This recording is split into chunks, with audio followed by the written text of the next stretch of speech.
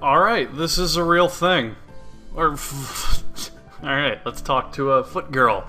Hello. The girl stuffs the forkful in her mouth, and is now staring at me expectantly while chewing. This is a bit awkward. Hello. I was told I could pick up some supplies here, for the festival stalls, I think, and I didn't think there would be someone here. There isn't. That's why I came here too.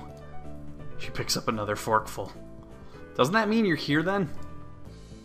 She raises her eyebrows as if she was suspecting my observation was false. You're pretty observant. I guess it does. But who are you? The girl is pretty straightforward, isn't she? I'm Nakai. Hasao Nakai. I just transferred in on Monday. I'm Rin. Chizuka Rin. Rin Chizuka. I won't shake hands with you, but at least we know who we are. It's funny because she's a redhead. That's very nice. Her deadpan manner of taking notes. What the fuck is wrong with me? This PCP is getting way too strong for me to handle. Of talking makes it hard to determine whether she's joking about shaking hands or not. It kind of bothers me. Joking about these matters doesn't feel appropriate at all, which is why I'm going to continue doing them.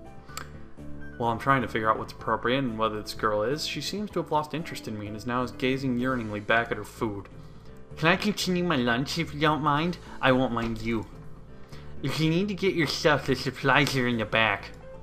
Go right ahead, but lunch? The school's already over.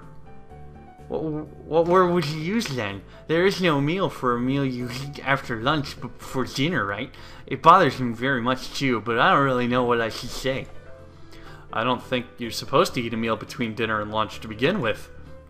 But I'm hungry right now and my delicious lox punch would go for waste otherwise. I have curry. It's very delicious. With much decisiveness, Rin once again picks up the fork between her toes, and with at least as much impoliteness, she points it straight at me. So, Nakai, what brings you to this place? Like I said, I was told to look for things. Like love. No, the school. From outside, you look fine. Is that your problem inside? I come to a full stop. I used to apply the brakes in this kind of situation, but now I'm busting out all 18 wheels. I open my mouth, but not get a word out. I can guess. I'm good at guessing. I'm better than most people. Rin cuts me off before I can answer her question, or skirt around it somehow. I don't know which I would have done.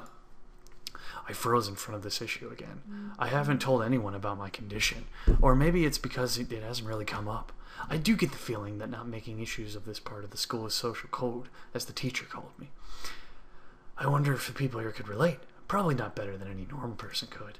I can't relate to Shizu's circumstances, or Lily's either. Naturally, while I go through this in my head, Ri keeps considering what my condition could be, with an overtly contemplate look on her face. She puts her fork between her lips and leans back, looking at the ceiling as if the answer was written up there. A beam of light illuminates her face from the window side, creating a mask of dark shadow on the other side. I don't think it's anything in your head, and something in your guts would be boringly ordinary, like this lunch of mine, and less delicious. The problem must be in your pants.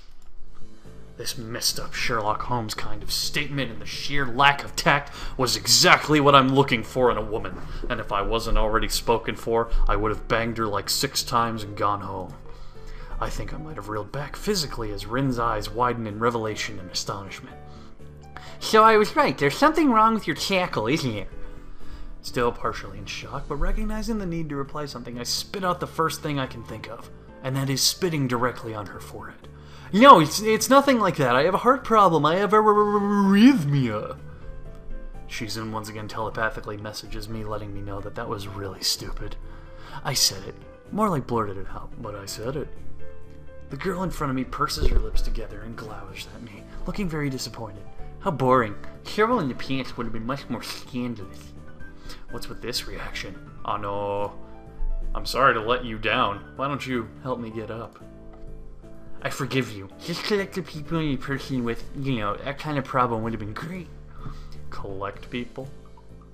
People with different problems. Huh? So you just go around asking people what's wrong with them? You're awesome. I like you. Pretty much. I see. Shizun once again reminds me that I left the oven on at home. With little left to say, Rin resumes her lunch and the conversation dies, but I keep thinking about what she said. It's the first time I've told anyone about my condition.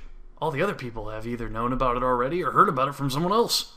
Or didn't need to know about it. Like every other student here so far, I'm a sneaky bastard. Should I have told it as part of a natural part of introductions? Is it expected of me?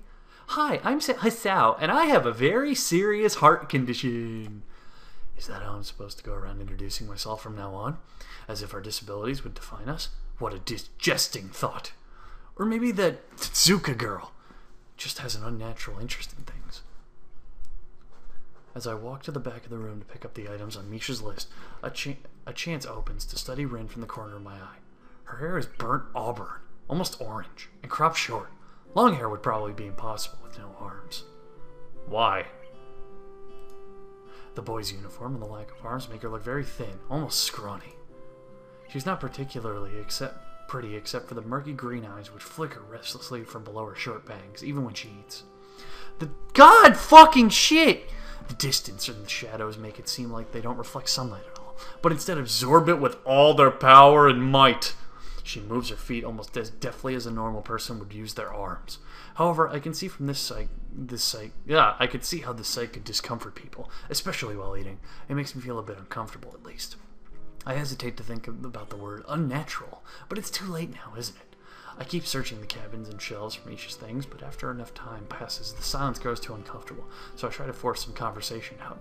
So, you always eat alone this late, or do you usually get the occasional visitor? Visitors. Maybe you are my first occasional visitor, but I don't always eat alone either. Sometimes I eat with a certain person on the roof if she's not horsing around. Oh, that's interesting. What's her condition? She's a horse. Horse? Whoa, please.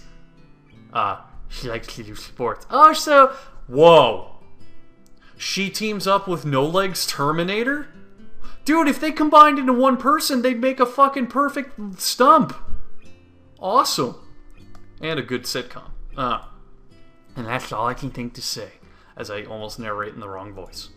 Both of us fall silent again as Rin forks the last bits of her meal into her mouth. I look down at my haul and double-check it with Misha's list. It seems like I have everything except plywood. So I think I have all the things I need.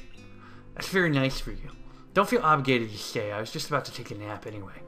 You need to do whatever you're gonna do with that stuff anyway, right? Or perhaps you like watching girls sleeping. I'm not sure what to make of this, but Rin looks serious. Even if I did, I think I have to be going. I'll catch you later, Tezuka. You can call me Rin. I feel that our relationship is at this point good enough to warrant this much. I was already turning to make my exit, but then she draws me back in. Fine. I'm Hasao. Then you are. Shizun is communicating with me to remind me that she whipped my ass at Risk. Rin looks hard at me in the eyes, but that intimidating feeling you get when someone stares at you isn't there. It's like she's actually not looking at me at all.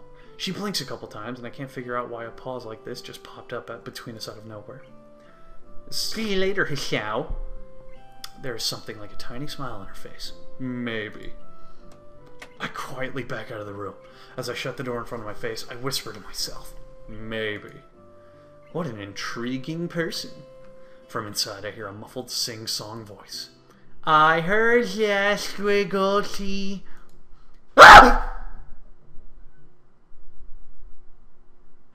That legitimately frightened me. Fuck me. What did she hear? I jump at the sudden appearance of Misha. I need like 6 new pairs of pants. Somehow she had gotten the jumping distance between me without making a sound. Creepy. It briefly reminds me of Kenji's nutty theory about global feminist conspiracy, but I push that thought aside. Ooh! Shizun, standing slightly behind Misha, looks aloof as she couldn't have heard the remark that drew Misha's attention, but Misha is visibly excited. No, wait, more importantly, who is in there? There's no club meetings today.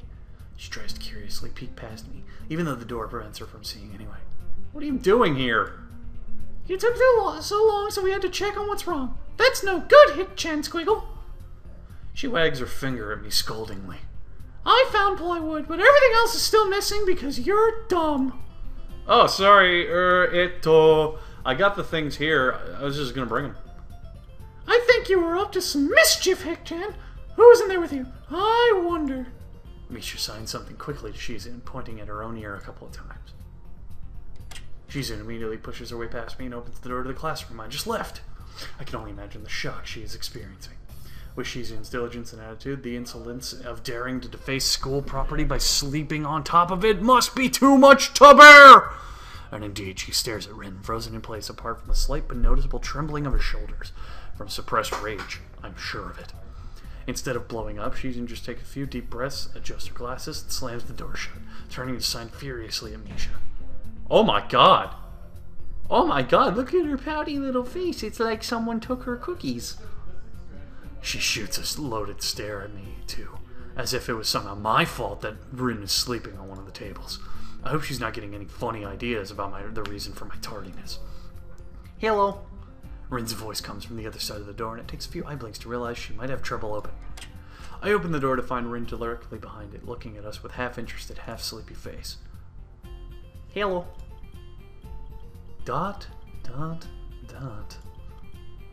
Miss Tetsuka, what are you doing?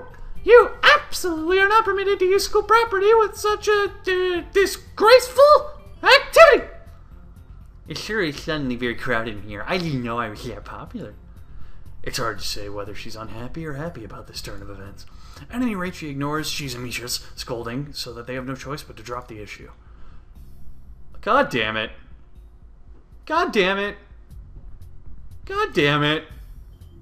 Fucking Hanako is perfect and gorgeous, but this chick understands me. I'm gonna pause here. Let me know legitimately, for real. Let me know in the comments. Should I go after Hanako or after Rin? Let me know. Shit.